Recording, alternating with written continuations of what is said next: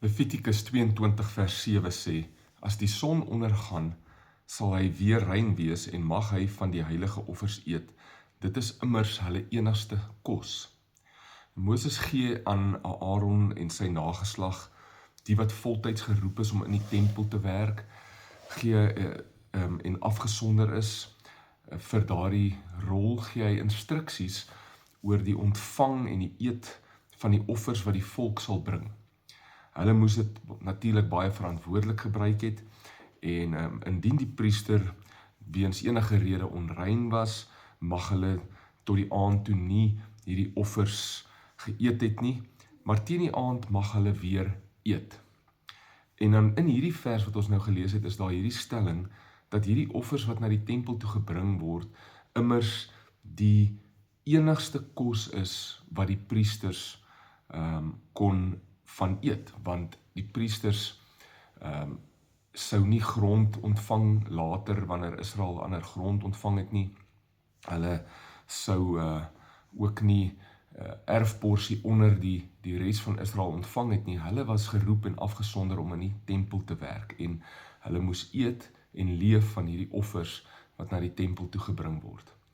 Ons moet verstaan dat dit God se wil is, dat die wat voltyds vir die bediening werk en geroep is, sal van die offers wat die mense na die plek van aanbidding toe bring, leef.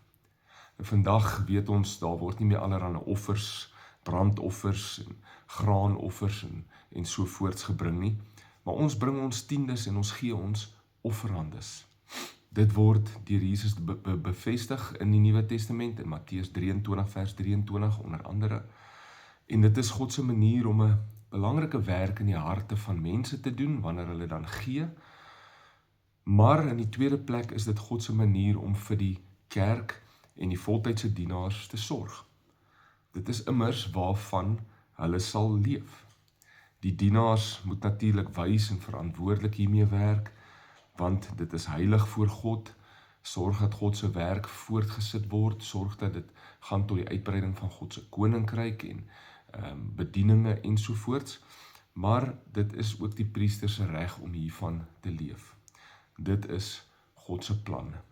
Kom ons ondersoek ons harte rondom hierdie, en kom ons maak seker ons hoor ook God se begeerte in hierdie saak. Kom ons bid saam. Here, u plan is volmaak, en u plan kan almal leef.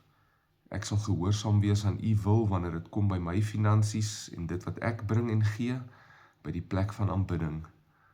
Mag u wil geskied. Amen. Mag jy 'n wonderlike dag hê. Die Here seën jou.